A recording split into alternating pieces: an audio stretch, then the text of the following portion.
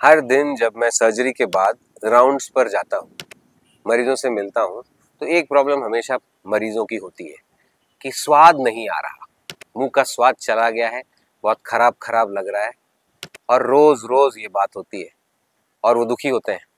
ऐसा क्यों होता है? क्योंकि सर्जरी के बाद या फिर बीमार पड़ने के बाद दवाइयाँ बहुत चलती हैं। मेडिसिन और एंटीबायोटिक्स से आपका मुंह का स्वाद कम हो जाता है। एंटीबायोटिक्स से आपका फ्लोरा खराब हो जाता है, जिससे मुंह के छोटे छोटे अल्सर्स बन जाते हैं। आप लेटे रहते हो, रेस्ट करते रहते हो, आपका आंत चलता नहीं रहता है, इसीलिए भी आपको भूख नहीं लगती और थोड़ा मुंह का टेस्ट खराब लगता है। तो इस समय जब आप हॉस्पिटल में भर्ती हो, जब आपका सर्जरी जस्ट हो चुका हो, तो क्या खान पान के बारे में बातें हैं जिसका ध्यान रखना चाहिए, आइए डिस्कस करते हैं।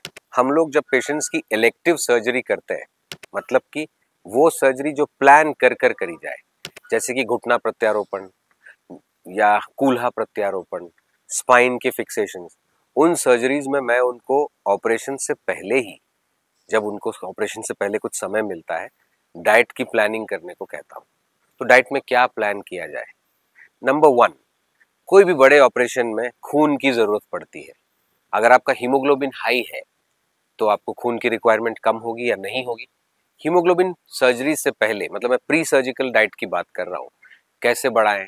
आयरन वाली चीजें या आयरन वाली चीजें ज्यादा खाएं, इससे आपका हीमोग्लोबिन अच्छा रहेगा। तो हीमोग्लोबिन बढ़ाने के लिए कौन कौन सी चीजें खाएं? बीन्स खाएं, अलग अलग तरह के बीन्स, फलियां, green leafy vegetables, dark coloured vegetables जैसे बीटरूट या रेड कलर का जो ग्रीन लीफी वेजिटेबल होता है, लाल साग, वो खाएं। उसी के साथ में गुड़ खाएं अगर आप डायबिटिक नहीं हैं, या डेट्स खाएं, या अगर आप नॉन वेजिटेरियन फूड खाते हैं तो एग्स और एनिमल लिवर या red meat, they are very rich source of iron और वेरी इजीली अब्सॉर्बेबल आयरन। ये सब खाने से हीमोग्लोबिन बढ़े। इसके साथ हीमोग्लोबिन बढ़ाने के लिए नट्स और सीड्स का भी बहुत इंपॉर्टेंट, फॉर एग्जाम्पल आमंड्स या फिर सनफ्लावर सीड्स, पंपकिन सीड्स, इन सब में बहुत आयरन है। ये सारे सीड्स खाने से आयरन के एब्जॉर्प्शन भी जल्दी होती है। हल्का ब्लैंच किया हुआ ग्रीन लीफी वेजिटेबल्स का सूप, सर्जरी के पहले भी बाद में भी, very useful, easy to digest, and कुछ न्यूट्रिएंट्स उसके ऐसे होते हैं जो और कहीं नहीं मिलते। प्री सर्जिकल खाने में 3 चीजों का और भी इंपॉर्टेंस है। 1, एक्सरसाइज। अब एक्सरसाइज क्यों कर रहे हैं सर्जरी से पहले? उसको प्री हैब कहते हैं, कि कुछ मसल पावर रहेगा तो आप जल्दी रिकवरी करेंगे। अगर ऐसा है तो आपको मसल प्रोटीन चाहिए और उसके लिए प्रोटीन युक्त आहार चाहिए, जिसके बारे में मैं पहले भी बता चुका हूँ। Very important, vitamin C. हमारे पास आंवला है, लेमन लाइम जूसेस हैं, हमारे पास कोई भी हमारे खट्टे बेरीज वगैरह हैं, इन सब से आपको प्रचुर मात्रा में विटामिन सी मिलता है और इससे हीलिंग बहुत अच्छी होती है। इनको रेगुलरली खाना पड़ता है, ये बॉडी में एक्यूमुलेट नहीं होता। Very important micronutrient pre surgically, zinc. Zinc हमको कैसे मिलेगा? लेग्यूम्स, पल्सेस में जिंक होता है, हर तरह के नट्स में जिंक होता है। जिंक के लिए अगर आप फिशेस यूज करते हैं तो फिश में, स्पेशली शेल फिश में, काफी जिंक होता है, और नट्स एंड सीड्स में तो हमेशा ये माइक्रोन्यूट्रिएंट्स भरे हुए होते हैं। जिंक युक्त कैप्सूल खाना भी कोई बुराई नहीं है, क्योंकि Indian food except for milk and milk products जिसमें जिंक होता है, थोड़ा जिंक डेफिशिएंट है, तो जिंक का एक कैप्सूल भी खा सकते हैं, आयरन का एक कैप्सूल भी खा सकते हैं। तो ये इंपॉर्टेंट है कि डॉक्टर्स भी और पेशेंट्स भी, जिनको इलेक्टिव सर्जरी हो रही है, सर्जरी से पहले ही इन चीजों का ध्यान रखें। मेजर सर्जरी के बाद जब घर पहुंचते हैं तो आपको लोग फ्रूट्स ला के देते हैं, ये हमारी परंपरा है। अब ये धीरे धीरे फ्लावर्स में बदल रही है। मैं देखता हूँ कई सारे पेशेंट्स के रूम में हम लोग मना भी करते हैं कि फ्लावर्स आते हैं, कोई ज़रूरत नहीं है कोई फ्लावर की, कोई मिठाई की, आपको फ्रूट्स खाने हैं, इजीली डाइजेस्टेबल फ्रूट्स। किस तरह के फ्रूट्स? बनाना या एप्पल्स या पपायाज या पोमेग्रेनेट्स। फ्रूट जूसेस का रोल है थोड़ा थोड़ा कभी कभी। More important is having raw fruit, क्योंकि आपका आंत भी उससे चलेगा, फाइबर भी मिलेगा, पेट में अच्छे बैक्टीरिया भी होंगे।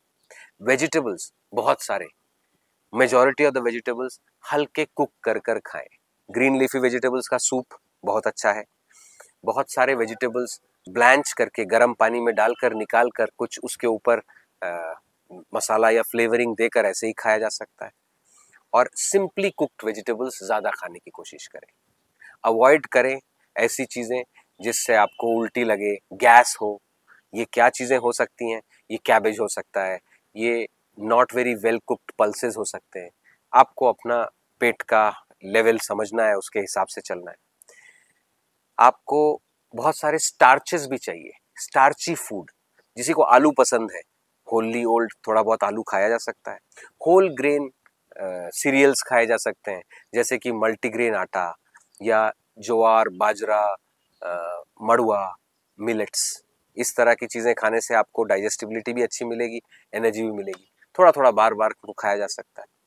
साथ में पार बॉइल्ड राइस, हम लोग प्रेफर करते हैं कि पार बॉइल्ड या बॉइल्ड राइस ही खाया जाए। उसना चावल, सिंपल अड़ुआ चावल ना खाया जाए, क्योंकि वो धीरे धीरे पचता है, पेट में रहता है।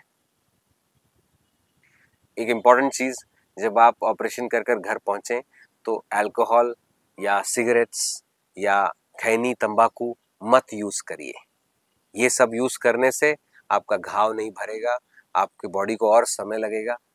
तो दो मैं बोल रहा हूँ कि बहुत सारी चीज़ें खाइए, लेकिन ये सब नशा मत कीजिए घर जाके। जोड़ों का प्रत्यारोपण या स्पाइन सर्जरी होने के बाद मसल्स में काफ़ी स्ट्रेंथ की ज़रूरत होती है। स्पेशली स्पाइन सर्जरी या मेजर नी सर्जरी के बाद आपको वापस से मसल स्ट्रेंथ गेन करने में वीक्स और अप टू मंथ्स भी लग सकते हैं। इन चीज़ों के लिए आपको कार्बोहाइड्रेट और प्रोटीन की बहुत ज़रूरत है। हम बात कर रहे हैं क्या खाएं घर जाकर कि जल्दी तंदुरुस्त हो जाए। तो घर खाकर क्या क्या खाएंगे? प्रोटीन्स। प्रोटीन्स में हाई क्वालिटी, इजीली डाइजेस्टेबल। ये ध्यान रखिए कि ऑपरेशन के बाद या बीमार होने के बाद जब आप घर पे हो तो अपने शरीर का मेन फोकस है उस घाव को भरना या उस बीमारी से निकलना। उस समय उनको पचाने का बहुत सारा मेहनत मत करवाइए शरीर से। तो पचाने का मेहनत कैसे कम कराएंगे? इजीली डाइजेस्टेबल प्रोटीन से। इजीली डाइजेस्टेबल प्रोटीन क्या है? छेना, पनीर, चीज, ये चीजें जल्दी पचती हैं। Tofu, soya, tofu specially very easily digestible है। सोया मिल्क भी यूज कर सकते हैं, अगर आप मिल्क आपको नहीं पसंद है तो टोफू में जा सकते हैं। एग्स और फिश, ये भी simple sources of easily digestible protein है। अगर आपको चिकन, मटन ये सब पसंद है तो ये बहुत कम मात्रा में थोड़ा ओवर कुक करके इनको हल्का फ्लेवरिंग कर कर खाइए। इनको बार बार थोड़ा थोड़ा मात्रा में खाइए ताकि इस हेवी प्रोटीन को पचाने के लिए बॉडी को मेहनत ना करना पड़े।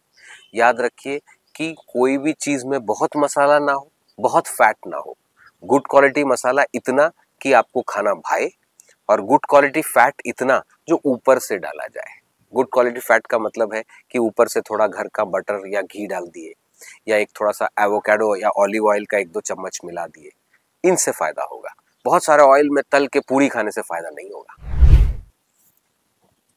अगर आपको चिकन, मटन ये सब पसंद है तो ये बहुत कम मात्रा में थोड़ा ओवर कुक करके इनको हल्का फ्लेवरिंग कर कर खाइए।